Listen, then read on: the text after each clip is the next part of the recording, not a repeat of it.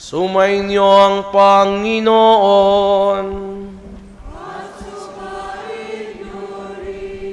Ang mabuting balita ng Panginoon ayon kay San Lucas.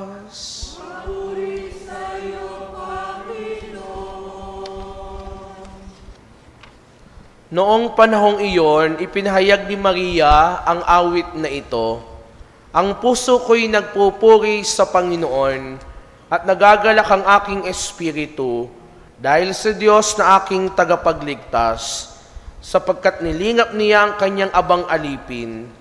At mula ngayon ako'y tatawaging mapalad ng lahat ng saling lahi dahil sa mga dakilang bagay na ginawa sa akin ng makapangyarihan. Banal ang kanyang pangalan. Kinahabagan niya ang mga may takot sa kanya sa lahat ng salit-saling lahi. Ipinakita niya ang lakas ng kanyang mga bisig. Pinangalat niya ang mga palalawang isipan. Ibinagsak niya ang mga hari mula sa kanilang trono at itinaas ang mga nasa abang kalagayan. Binusog niya ang mga mabubuting bagay, ang mga nagugutom, at pinalayas niya wala ni anuman ang mayayaman. Tinulungan niya ang kanyang bayang Israel bilang pagtupad sa pangako niya sa ating mga magulang, kay Abraham at sa kanyang lahi magpakailanman. Nanatili si Maria kina Elizabeth ng may 3 buwan at saka umuwi. Ang mabuting balita ng Panginoon.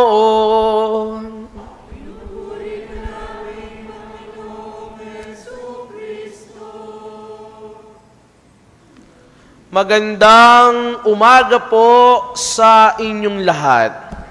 Magandang umaga po, Father Jami. When God is placed at the center, everything else quietly falls into its proper place. Mga minamahal na mga kapatid, hindi ko po alam kung napakinggan nyo na ang storya ni Manggabo, isang tricycle driver na likas ang pagiging matulungin. Isang araw, ito pong si Manggabo ay pauwi galing sa maghapong biyahe. At sa kanyang pag-uwi, meron po siyang nadaan ng lolo na naglalakad sa gilid ng kalsada, sa may gutter. Ang sabi nitong si Manggabo, "Lolo, ginabi na po ata kayo pag-uwi ah." Ang sabi ng lolo, "Oo nga eh. Sumama kasi ako sa pagsundo sa airport sa apo ko na galing sa Saudi." "Ay siya, lolo, isasabay ko na lang ko kayo. Total, wala naman akong sakay ngayon. Taga saan ho ba kayo?"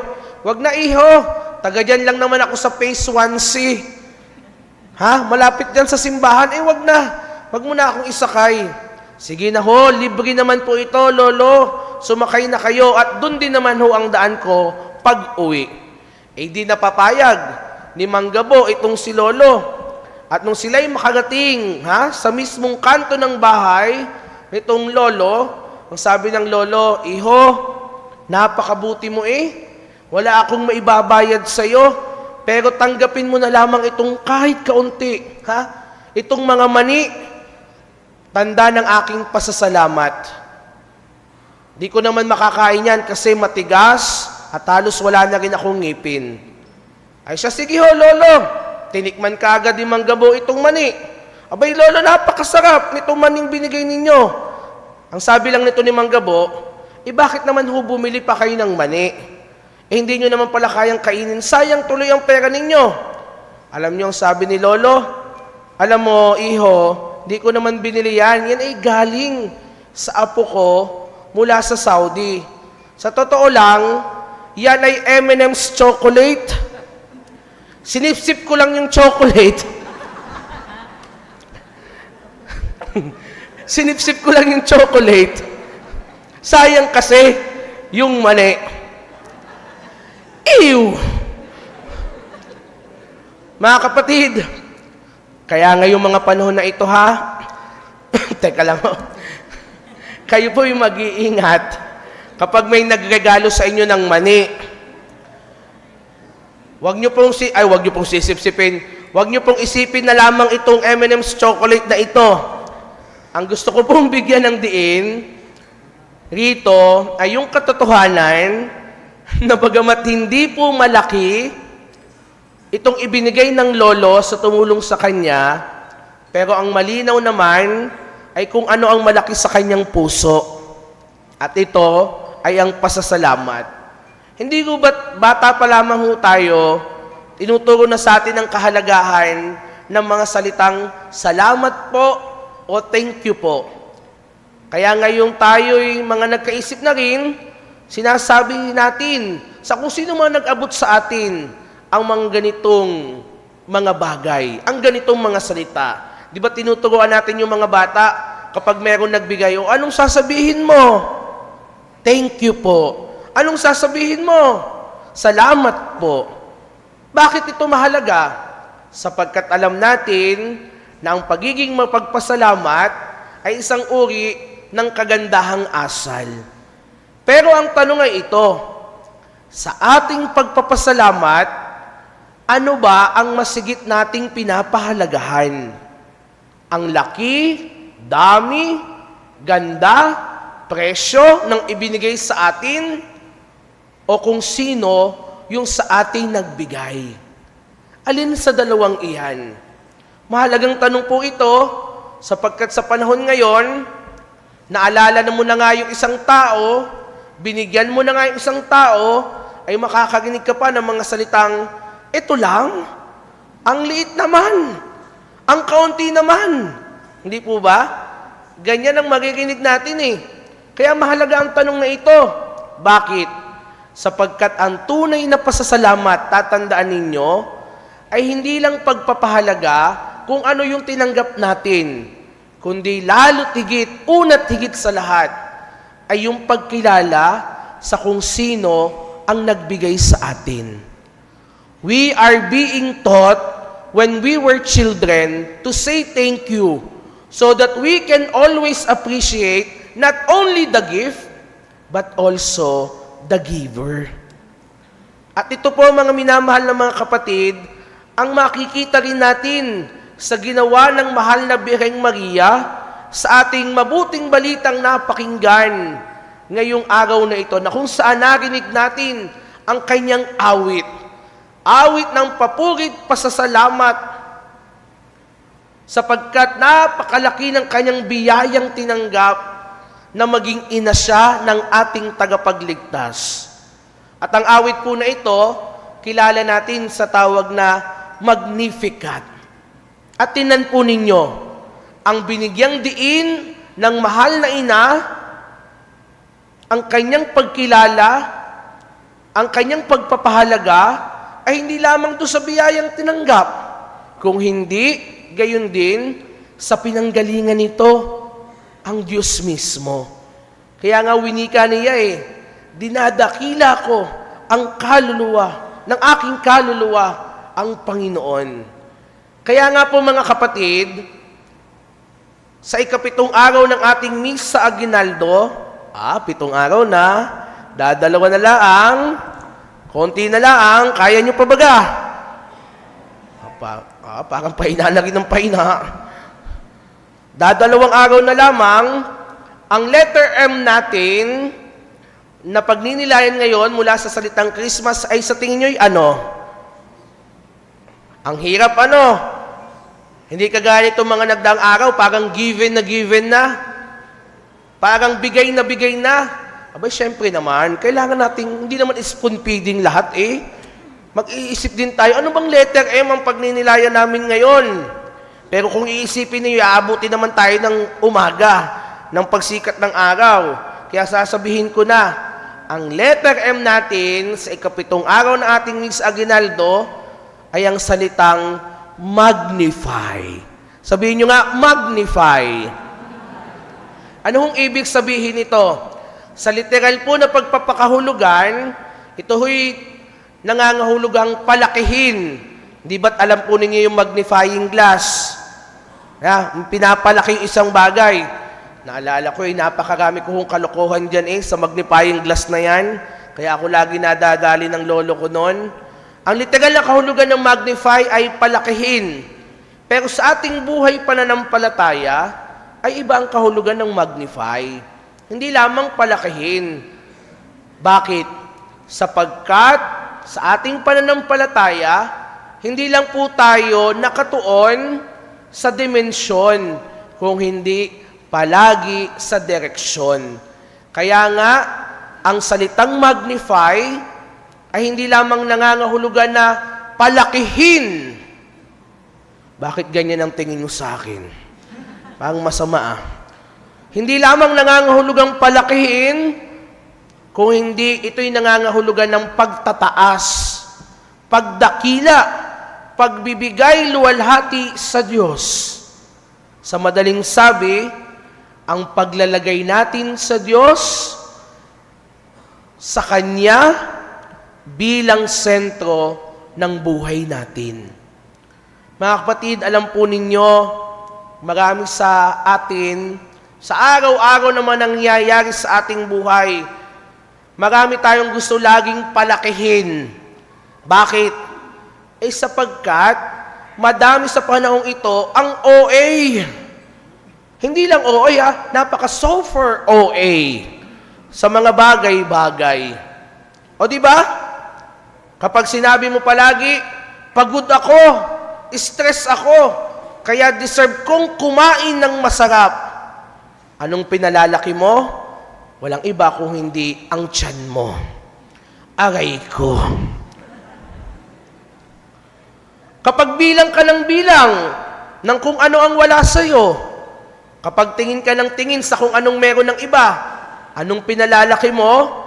Pinalalaki mo lamang ang reklamo mo at ang inggit mo sa buhay. Kapag puro pangit, mali, at problema na lamang lagi mong nakikita, abay pinalalaki mo ang mga hinaing mo at ang mga bigat sa iyong kalooban. Kapag ang lagi mong iniisip ay puro takot na lamang, kapag ang lagi mong pinakikinggan ay ang takot mo na lamang, wala kang ibang pinapalaki kundi ang pangamba mo sa iyong kalooban. Sa madaling sabi, ay kung ano pala ang pinagtutuunan natin ng pansin, ayan ang lumalaki sa ating buhay. Pero ito naman ang tandaan ninyo, kapag ang Diyos ang dinakila natin, hindi man mawala ang problema, sapagkat sabi ko nga kahapon, mawawalan ka ng problema lamang sa buhay na ito kapag ikaw ay patay na. Pero kapag ang Diyos ang dinakila natin, hindi man mawala ang problema, nababago ang ating pananaw, ang ating damdamin, ang ating direksyon sa buhay. At ito ang kahulugan ng salitang magnify. Sabihin nyo nga ulit, magnify. At ito mismo ang ginawa ni Maria sa kanyang buhay. Hindi niya pinalaki ang kanyang takot at hindi niya pinalaki ang kanyang sarili na para bagang nagyabang siya. Tingnan ninyo, sa dami-dami ng babae dito, ako pa ang napili ng Diyos na maging ina ng tagapagligtas. Hindi ganun ang nangyari. Sa halip, ang dinakila niya ay ang Diyos. At dahil doon, ang kanyang buong buhay ay naging tunay na Magnificat. Isang awit ng papurit pasasalamat, hindi lang dun sa biyayang tinanggap, kung hindi sa kung sino ang nagbigay sa kanya ng biyayang kanyang nakamtan. Magnify. Sa pagtatapos po ng pagbabahagi ko na ito, naalala ko po ang isang lola na araw-araw po palaging nagsisimba sa isa sa mga parokyang aking napaglingkuran. Ito pong lolang ito napakasipag. Umaga at hapon, laging nasa simbahan. Kasi ugali po niya na sa tuwing hapon, ay yung imahe po ni San Jose, doon po sa parokyang iyon, ay nilalagyan niya ng plastic. Yung imaheng nasa labas, hindi ko lang ho alam kung ayaw niyang malamigan, mahamugan, o dahil baka maano sa ulan, pero talagang nilalagyan ng plastic. Ay siya, sige, pabayaan na. 85 years old na siya nung mga panahon na iyon. At nung kinumusta ko doon sa kasama namin sa kumbento kahapon, habang ginagawa itong homily, si Nanay Delay pala, Nanay Delay ang pangalan si Nanay Delay pala ay 93 years old ngayon. Malakas pa, abay nakakapaglakad pa Sana all. Malakas pa, ay nakakapaglakad pa mula sa kanilang bahay hanggang sa simbahan. Napakasipag magsimba. Minsan, pagkatapos ng misa, may inabot siya sa akin. Wag ho kayong mag-alala, hindi po yung mani, ha? Hindi mani ang inabot. Inabutan po niya ako ng oregano. Sabi sa akin, Father, ilaga mo yan. Dahil ubo ka ng ubo. Tingnan nyo naman yung napakasimpleng pagbibigay. Oregano. Na-appreciate ko naman. Ay talaga namang ubong-ubo ko ng mga panahon na iyon Ilaga mo, Father. At doon po kami nagkausap ng matagal. Ang sabi ko sa kanya, Nanay Delay, nakakatuwa ho kayo Sa tuwing makikita ko kayo, lagi kayong nakangiti. Lagi kayong nakasmile. Kayo ba kayo napupugian sa akin? Ang sabi Nanay Delay, si Father naman. Pero sabi ko sa kanya, ano ba ang sikreto ninyo? Bakit kayo laging nakangiti? At alam po ninyo, sabi niya sa akin, simple lang. Sabi ko kasi, ano ba ang sikreto nyo? Para kayong walang kaproblema Wala kayong problema sa buhay? Simple lang. Pero may dating yung sinabi niya sa akin. Ang sabi niya ito, Father, hindi naman ho ako nawawalan ng problema, pero tuwing umaga, inuuna kong purihin ang Diyos bago ako mag-alala. Inuuna kong purihin ang Diyos bago ako mag-alala. Kaya palagi akong nakangiti dahil alam ko, mas malaki ang Diyos kaysa sa aking dinadala. Uulitin ko, mas malaki palagi ang Diyos sa ating mga dinadala. Pag-isipan niyong mabuti, mas malaki ang Diyos ko kaysa sa aking mga dinadala. Magandang suriin natin ngayon ang ating mga sarili. Ano ba ang palagi kong minamagnify sa aking buhay? Ang problema ba o ang Diyos? Ang mga takot ko ba? Ang mga pangamba ko ba? O ang pagtitiwala ko sa Kanya? Tandaan po ninyo ito. What you magnify today will always shape how you live tomorrow. Ilang araw na lang po, Pasko na. Ilang tulog na lang, sasucess na tayo sa pagtatapos ng Misa Aguinaldo na ito. Sana, huwag lang ho natin ayusin ang ating mga bahay, kundi gayon din ang ating mga buhay, upang tayo'y maging buhay na saksi ng tunay na papurit pasasalamat sa Diyos, na ang sentro ay hindi lamang kung ano yung binigay, kung hindi siya mismo na siyang nagkaloob sa atin ng biyaya sa ating buhay. Amen? Tandaan po ninyo ito. When God is placed at the center, everything else quietly falls into its proper place. Amen.